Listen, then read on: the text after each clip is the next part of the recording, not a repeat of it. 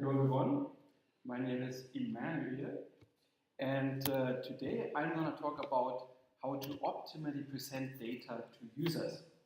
And of course there's already a lot of work on that, but prior work has mostly focused on visual interfaces, meaning on data visualization. And today I'm going to address the complementary problem, which is how to present data well via voice interfaces, which we also call data vocalization. Voice interfaces are popular for several reasons. First of all, they allow a very natural form of interaction with the computer. They don't consume your visual attention, so you can use them while driving or walking. And they allow you a certain amount of mobility by using them, so you can use them from across the living room. And there has been a wave of devices recently which either support voice-based interaction as an alternative or are even primarily designed for voice-based interaction, such as Amazon Echo or Google Home. And our goal, and the goal of other projects such as Echo Query or SpeakSQL, is to leverage those devices for voice-based data analysis. This can be useful in situations where visual interfaces are generally unavailable. Think, for instance, of visually impaired users, or perhaps of situations where users cannot use a keyboard and cannot look at a screen, but still they need to access data. And an often quoted example for that is, for instance, the one of a surgeon who needs to access patient data while performing a procedure. But more generally, there's many situations in which one can imagine that users are happy with getting just some coarse-grained insights about the data set and don't want to take the time to sit down and to study plots, and rather would prefer getting a concise, high-level answer from their voice assistant. And this is why we are building CiceroDB, which is a database system focused on voice-based OLAP-style analysis of large data sets. Our research focus in CiceroDB is not on the input side, so we use relatively simple techniques in order to translate voice input into SQL queries. Our research focus is more on the output side, meaning how we can generate good voice descriptions of query results. And we care about two things. First of all, we want those voice descriptions to be effective, meaning that they give users a good impression of the query result. And then we also want to generate those voice descriptions very efficiently. And because of that, we implement several query processing strategies in CiceroDB, which are tailored to the particularities of a vocal output. Some of those particularities are represented here when we compare visual versus vocal output. First of all, visual output is typically shown in a one-shot fashion. It appears on the screen and then it stays on the screen until the user chooses to look at something else. And users have a lot of control about which part of visual output they are studying. If there's text shown on the screen, then we can typically skim it quickly in order to identify relevant parts. Voice output is delivered gradually over time, and it is fleeting, meaning that you have access to each output part only during a short amount of time. And the control about which parts of the output you are studying, this is not at the user side, but it is the system which controls the pace of the delivery of information. And those particularities have several implications. I'm going to discuss some of them in more detail later. A first implication is already that voice output should better be very concise and very simple, such that users can commit it to their short-term memory in order to work efficiently with the data. And that is why we formalize data vocalization as an optimization problem, where our goal is generally to maximize the amount of information that we transmit to users given limits on speaking time and speech complexity. More precisely, we are given as input an OLAP query, and processing that query in our database yields a query result. Our goal is to summarize this query result in a concise speech, and that speech will contain certain explicit pieces of information, but we performed user studies and we found that users tend to make a lot of implicit assumptions and to infer a lot more information than is actually explicitly given. And this is why we are taking those things into account in our problem model, and assume that there is a reasoning process by which users map the speech they hear into a mental model of the query result, into belief about the query result. And then we can evaluate the quality of a speech in terms of how close that mental model of the data comes to the actual query result. And our goal is, of course, to minimize that distance by selecting the best speech given constraints on the speech length. Now, that might be a little bit abstract, so let's make it more concrete by an example. Let's assume the user wants to know how flight delays depend on the region of the airport and on the flight season. Now, imagine, for instance, that the description of the query result starts by stating that the general average delay is around 10 minutes. Now, we performed user studies in order to find out what implicit assumptions the typical user makes and how users infer more information from the information that is actually given. Here, this is an extract from those results. So we asked users about the assumption that they're making after listening to speech fragments, and we integrated into our user behavior model all those aspects and implicit assumptions that a majority of users makes. So given this short piece of information, the typical user would imagine something which resembles a normal distribution with a standard deviation of slightly below the mean, and users would, in the absence of more precise information, assume that delays are uniformly distributed across different regions and different seasons, which also has sometimes been called the maximum entropy principle. We have verified that users make that assumption in practice. Now let's assume that the speech continues, detailing that delays increase by 5 minutes for flights in the northeast. Based on that, the typical user would refine the mental model. Now imagine two different distributions, one for flights in the northeast and one for the remaining flights. And of course, the mean for the northeast distribution is above the general mean. We can also implicitly infer that the mean for the remaining distribution should be slightly below the general mean. Now let's assume that the speech continues, stating that delays also increase significantly in winter. Users can exploit it in order to refine their mental model even more into 4 different distributions. And in the absence of more specific information, users also assume that the effect of different factors, such as region and season in this scenario, that they are independent.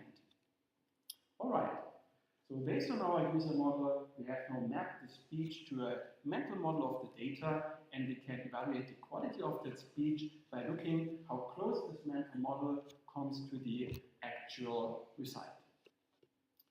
In order to generate such voice descriptions, a naive approach would be to execute 3 distinct phases. In the first phase, we are generating the full query result. In the second phase, we generate all speeches that are consistent with our constraints on speech length and complexity, and we compare each of those speeches against the query result in order to calculate its quality. And then we pick the optimal speech, and in the final, in the third phase, we are speaking out that speech to the user. Now, this approach is suboptimal for several reasons. First of all, we are generating a full query result, but the voice output we can typically only get across a very coarse-grained approximation of the query result. And that means that we have wasted processing time for generating information that we can ultimately not transmit to the user. So it is better to merge query processing and speech generation into one phase. We only generate fragments of the query result at a limited precision, just in order to help us to get bounds on the quality of different speech candidates in order to identify the optimal speech without ever having generated a full query result. Because in the end, we are not really interested in the query result. We're only interested in which speech approximates that query result best. Now, this is still not optimal because we are separating speech generation from speech output. However, strictly speaking, while the system is speaking out the first sentence, it actually doesn't really have to know what the second sentence is going to be yet. And we are exploiting this in order to essentially pipeline speech generation and speech output at the granularity of sentences. So while the system is speaking out the first sentence, we continue query processing in the background in order to crunch more data and decide what would be the optimal sentence to say next. And we continue doing that. In typical cases, we are gaining several tenths of seconds of additional processing time without impacting the latency from the user's perspective. So we perform incremental speech generation and thereby we overlap speaking time with processing time. And to get the most out of it, we want, of course, to align speed to speech structure and processing well. So we want to start our speech with things for which we can obtain at least confidence bounds very quickly, such as a general average, while we postpone talking about things which take longer to get generated, such as an average for a small data subset. So that is the general approach. We use partial processing and we use incremental speech generation, and we're currently working on multiple instantiations of this approach so far and described in more detail in an upcoming SIGMOD paper. We have implemented a sampling-based processing strategy, and we use Monte Carlo tree search methods in order to decide which result fragments we should generate in order to gain most information and in order to converge to optimal speeches. We have evaluated this approach in comparison against two baselines. The first baseline generates guaranteed optimal speeches. A second baseline also uses sampling, but does not merge speech generation and speech output, so it cannot overlap speaking time with processing time.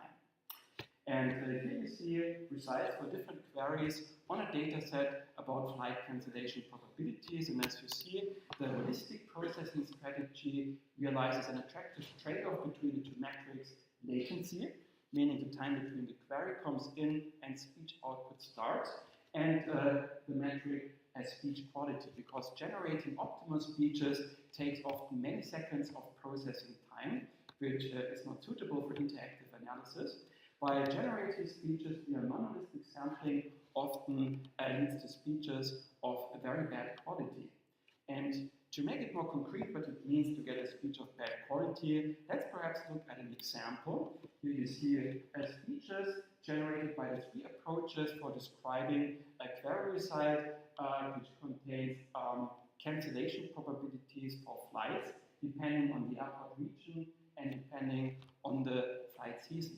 So in most cases, the holistic processing strategy generates exactly the optimal speech, but even if that is not the case, like in this example, it generates a speech that comes relatively close. Here, for instance, the absolute numbers reported in those two speeches are relatively close, and both approaches identify an increase in the northeast and in winter as the most important trends in the dataset. While the speech generated by sampling is far off in terms of absolute numbers, and also it fails to identify the increase in the northeast as the most important regional tendency. And that correlates with the quality estimates according to our model, and we also performed user studies where we played those different speeches to users and then we asked them to estimate relative tendencies in the data set. And here in the rightmost column, you see the precision of users, and as you see, it correlates quite well with our quality model. We also performed the user studies where we gave crowd workers access to this web interface in order to analyze several data sets via voice interfaces. We gave them quite a few tuning parameters to choose. In particular, we gave them the choice between the vocalization method that I have just described and one that we proposed in a prior paper, but that vocalization vocalization method is not designed for the analysis of large data sets. And it turns out that indeed the majority of users has some or even a strong preference for using the vocalization method of CiceroDB. Now, this is a first approach that is described in more detail in an upcoming paper. We're also currently working on extensions along multiple axes. Currently, our processing strategy uses sampling. We're also working on exact processing strategies that exploit the particularities of voice output. And currently, we only describe the result of the current query, while in ongoing work, we are considering scenarios where you have a sequence of queries. In our speech description, we will refer back to previous query results and talk rather about the delta than describing a new query result from scratch.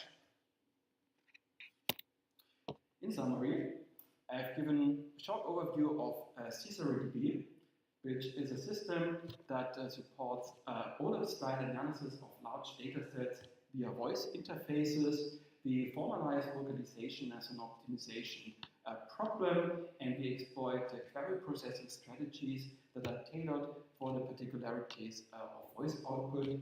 We have a first instantiation of this approach with promising results and are now working on several extensions. Thank you very much for your attention, and now I look forward to your questions.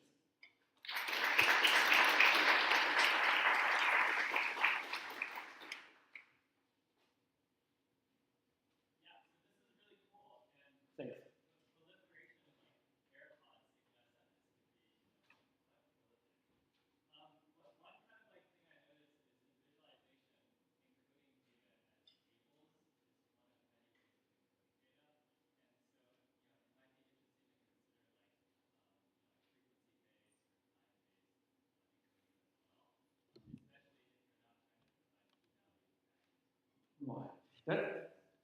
Right, that's a great point. So, I mean, we might, for different types of data, we might want to describe differently the voice output. In fact, at the last DLDB, we had a paper on generated voice descriptions specifically for time series data, for instance, which is a bit of a special case. Here, we are focusing indeed on tabular data.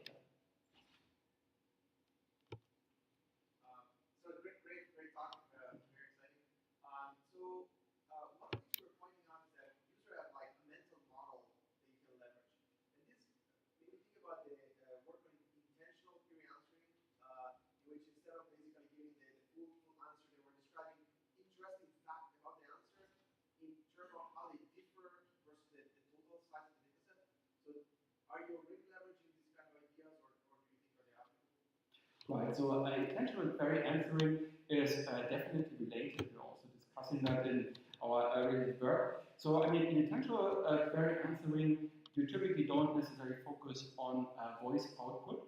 So, some of the, for instance, like the formalization as an optimization problem is really motivated by those extreme constraints that we have because of voice output.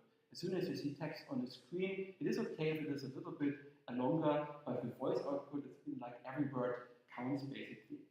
Another difference to a prior work is the fact that we're not only looking at how to generate voice output, but we interleave query processing with voice output generation and try to be smart about when to process which parts of the query.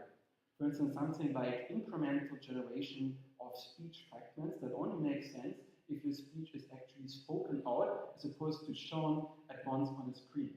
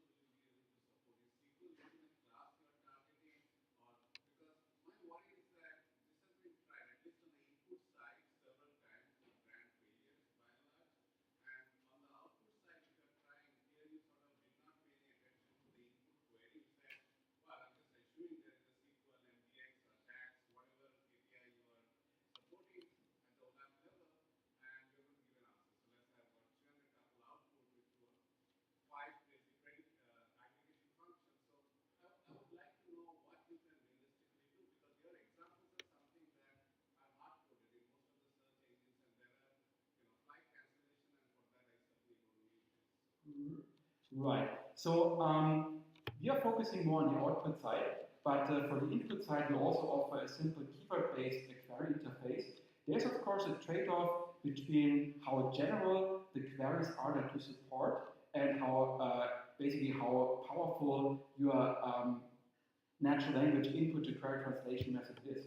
So in this work, we focus on a restricted class of queries, which essentially are SQL queries that calculate one single aggregate and group by a number of dimensions and filter the input data. So for that class of queries, it is relatively simple to find out the intent of the user just by filtering keyword. But I don't want to claim, of course, that in general, understanding voice input is a solved problem. But there's a lot of ongoing work, and currently I think it's fair to say that there's kind of a shift more towards voice-based interfaces in general. And with this, I mean, so far most people have more look at the input side. So here we're kind of looking at the complement of that.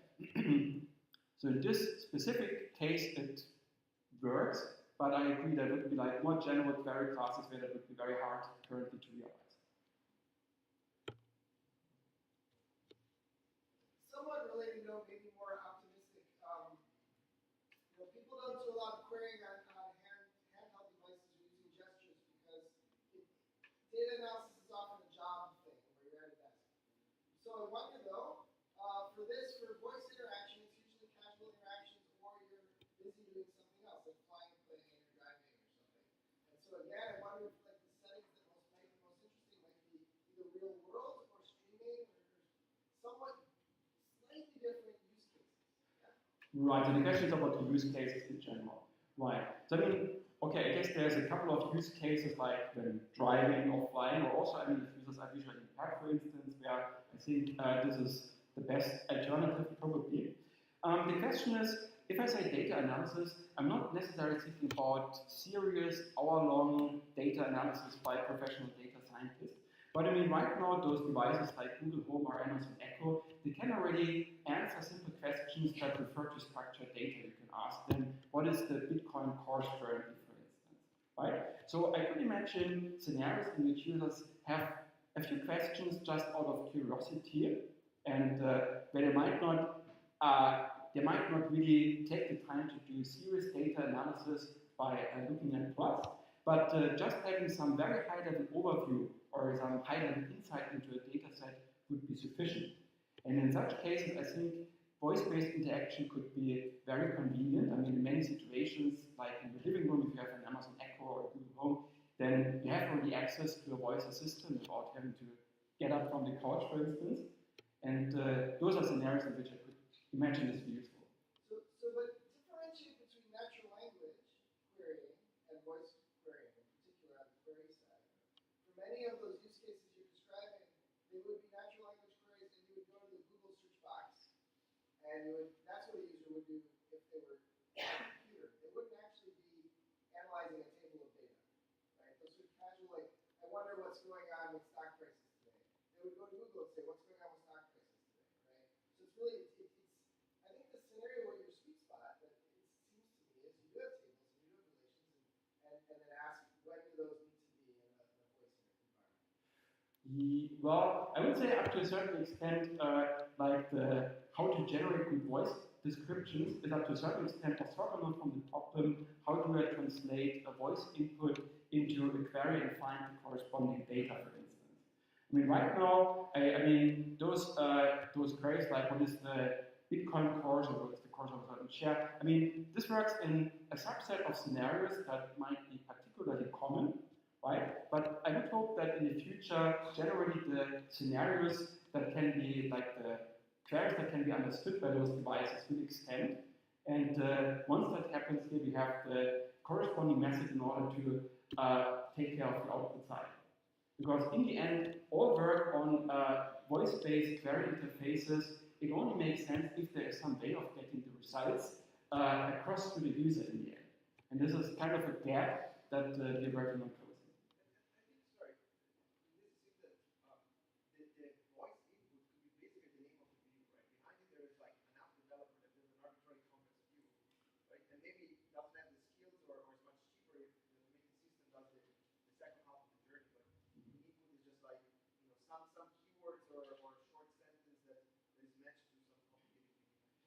perhaps just to add one more scenario to that, we also performed some experiments with visually impaired users. Many of them could actually use a keyboard, so it doesn't even have to be voice input, it can be keyboard input, but it cannot use a screen.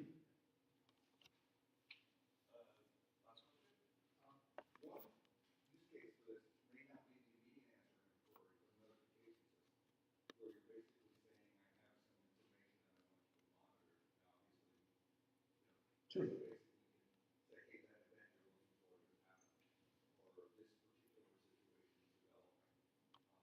That's a great point.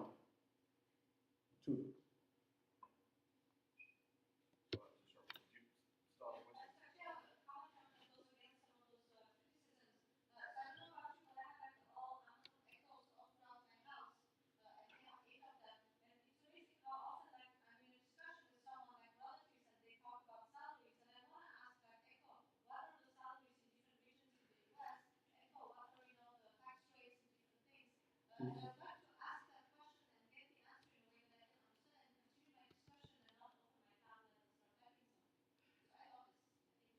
Awesome, thank you. And actually analyzing salary as a function of, for instance, the region was one of our use cases in our user studies. The startup that we bought by Amazon Echo, so my that can have I say just build a startup and let Amazon or Google buy it. So my that can have I will consider it.